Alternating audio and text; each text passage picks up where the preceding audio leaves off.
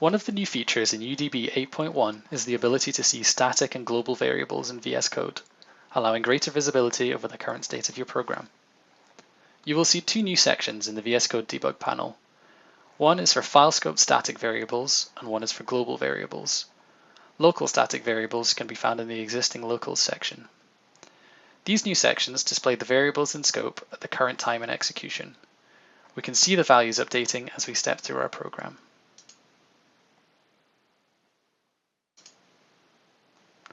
Variables can be expanded or collapsed to view the individual members or elements within.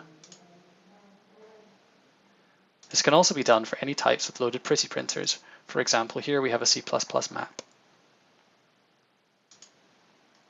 When UDB is in record mode, we can also manually change a variable by double-clicking its value.